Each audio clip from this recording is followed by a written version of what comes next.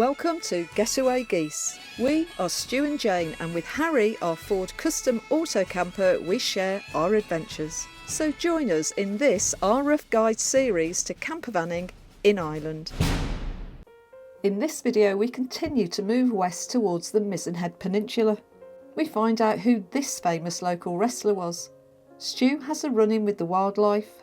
We find a friend who checks out the inside of Harry. We stop at another pier, but this time we're safe. And we completely blow the trip budget on a well-earned food treat.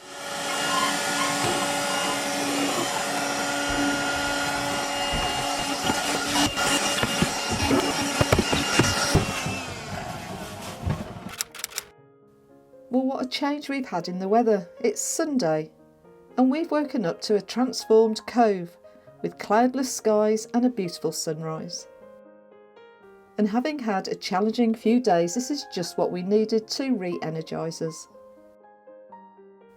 Then Harry gets surrounded by a group of wild swimmers who effortlessly just get in the cold waters without even flinching.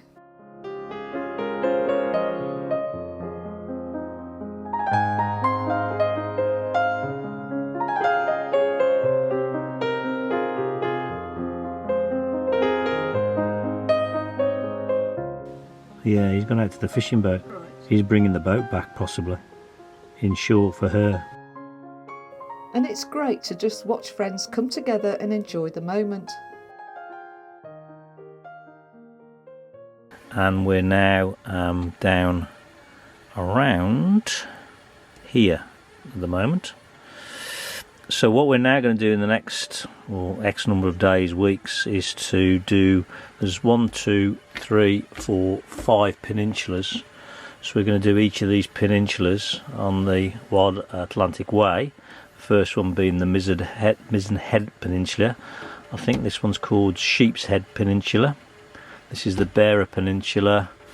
Iveragh Peninsula, Iveragh Peninsula, that's quite a big one. And there's obviously mountains in the middle of that, so we'll probably go into the middle of there. And then there's the Dingle Peninsula, which is well known as well. So we'll take our time doing each of those. They're all part of the WildAtlanticWay.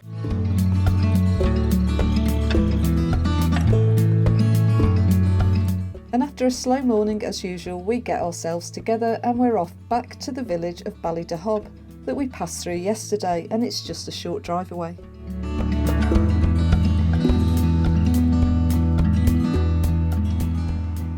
Harry gets parked up on the outskirts and we walk into the village, passing this water point. Now what we didn't realise at the time, that this would be very useful to Stu later on. We make our way down to the banks of the Bourne and Knockain River. So we've just come out to Ballydehob from a very peaceful overnight park up down by the beach, where it got very busy this morning. But this is a very photogenic place, very peaceful place as well. So that's Mount Gabriel, where in the Bronze Age, 2200 to 600 BC, apparently they mined copper. Now at first we couldn't make out what this was, but on closer inspection it's a mermaid that's half metal and half carved out of a fallen tree, although it's not quite so obvious from the back. There used to be a narrow gauge railway that ran between Skippereen, where we went to the market in the last video, and Schull, where we're headed to next. It opened in 1886 and it closed in 1947, but unfortunately it had a few design issues and it was restricted to going 15 miles per hour, and the journey took 80 minutes between both towns.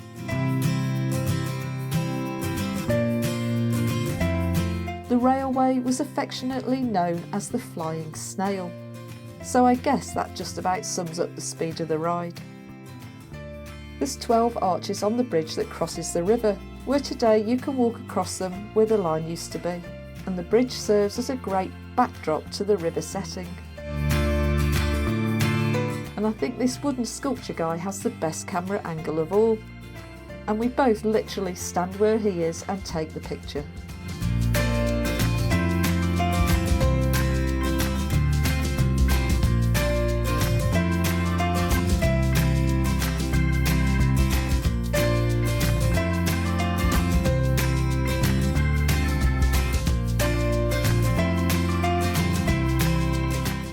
actually spoke to this Irish couple and they'd apparently stayed the night here and were blessed with the same sunrise that we were treated to at Audley Cove.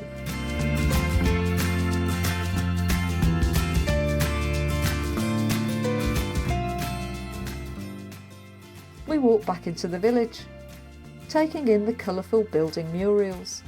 Apparently back in the 60s the village had an influx of artists, writers and craftspeople, and hippie communities were established. Dano O'Mahony was a famous local wrestler who became the National Wrestling Association World Heavyweight Champion in 1935 when he fought for the title in America. Apparently, the parish priest at his baptism said he was the strongest child that he had ever seen. But unfortunately, he died in a tragic car accident in 1950 when his car ploughed into the back of a broken down truck. So hold on. I've been got at by a bird. I think you've leant on a... Lent to get in. No, I think you've leant on a railing. No, that's splattered, I can tell. That's splattered. We've just been holding hands and I've just been trying to work out which hand it was. You're holding hand, you're holding me jersey. No, you've got it on the other hand though. No, it's only just because I just blinked, that's how I know. I've just gone and done that. Oh, okay. So I wasn't holding your hand? No. Okay. And as I said, that water pipe came in really handy as it allowed Stu to remove the offensive bird waste.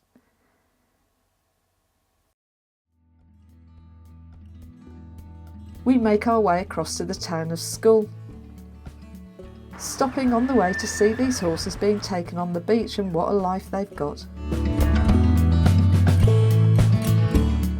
We need to do some shopping, although I have an incorrect rant beforehand about the parking. So, yet another height barrier, and all we want to do is park up, go to the supermarket and spend money, and now we're going to have to try and find somewhere else to park. Okay, we take it back, Centre have their own car park. Sorry about that. And I'm really enjoying shopping at these local supermarkets, Centra and SuperValue.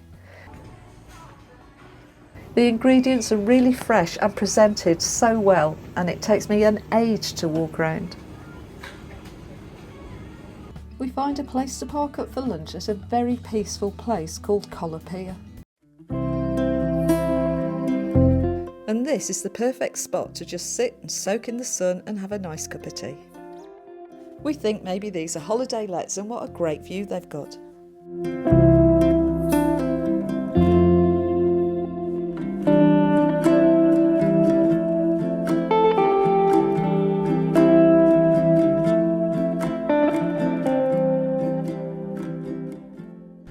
Looks like we've got a visitor.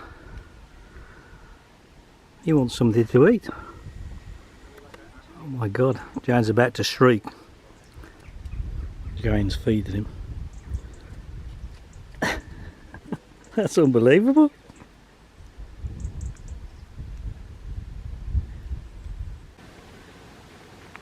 He flies into my face and goes scream.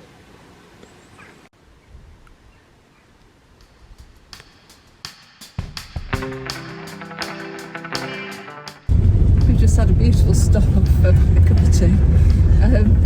Just looked at the map, didn't I? Yeah. Yeah. And I spent about 20 minutes deciding if I was going to take the plunge, go for a swim, and then saw a no swimming sign, so I guess because it's a harbour. So on we go. We're going to...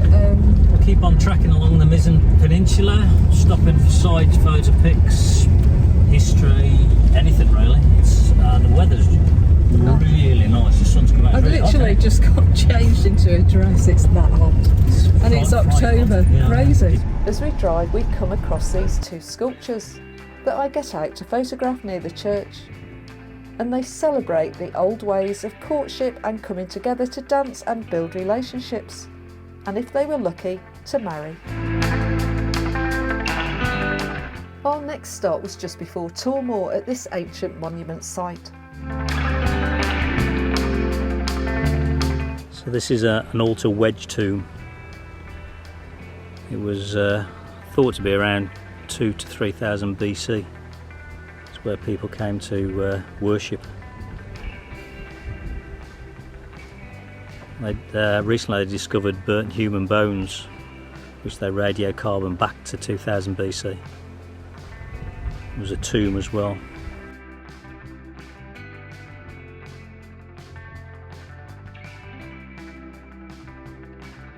We're now close to our target stop, and I can tell that Stu is showing signs of his park-up anxiety. When you say you've got a bad feeling about it, you had the bad feeling about the other place though, didn't you? That turned out to be one of the best we've ever had.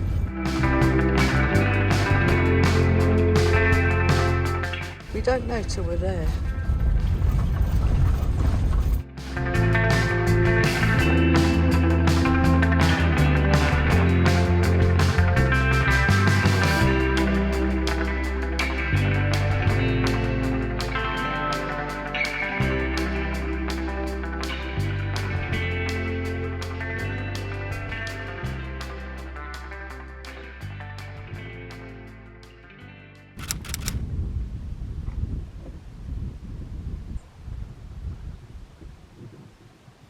The pier at Goleen is quite secluded, and it's in walking distance of the Herons Cove Restaurant, which we spotted on the way in.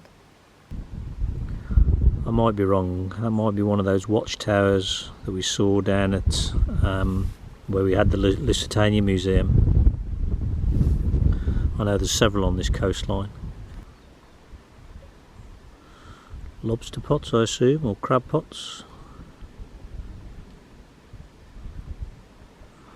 All in a line. They're normally spaced out more than that. Surely not.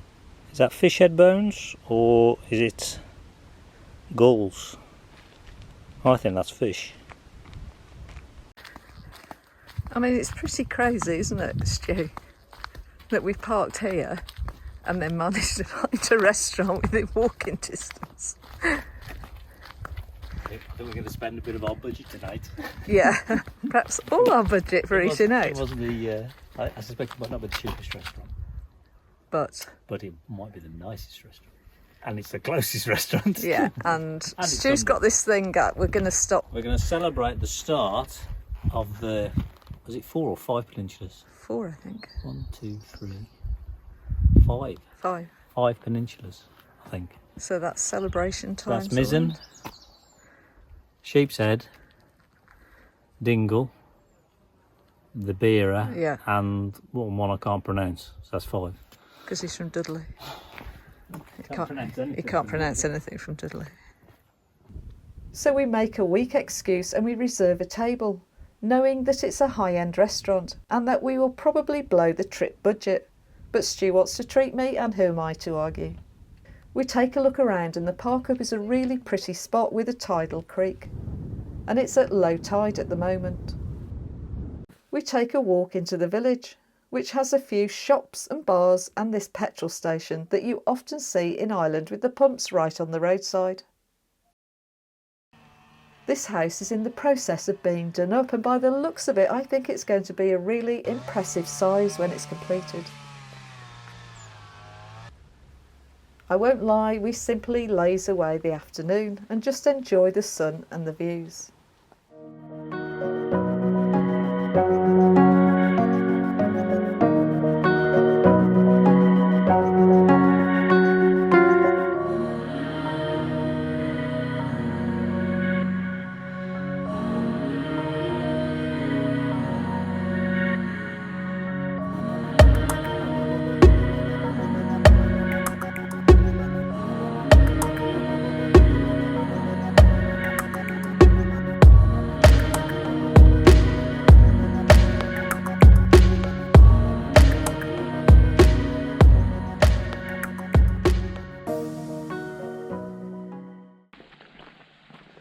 It's time to eat, and we eagerly head towards the Herons Cove Restaurant, having locked up and secured Harry. It's just a short distance to the restaurant and it overlooks the creek, although we can't see Harry unfortunately. We manage to bag a window table and soon get stuck into a beautiful 3-course meal. So what have we just learned? So we just learned when you're having mussels, which I didn't know, the oranger one is the female and the white one, white colour, and the paler one is the male. And when they're ready to reproduce in late summer. Summer, I think. Yeah. Basically, the male emits its stuff and the female catches it and produces little... We just sat here wondering how mussels reproduce, and we've just learnt all this. And now I've passed it on. So don't say this is not an informative channel. So I've got scallop chollop is the name of the dish, which is lamb chops and scallops. I have the steak, and the food here is exceptional, but be prepared to part with some cash. But it was so worth it, and it was a lovely memory. Stu's laughing because it's death by blueberry pavlova. I don't know what I was expecting, but it wasn't that. And we finally head back to Harry, who is all lit up for the night. And we'll see you in the next episode.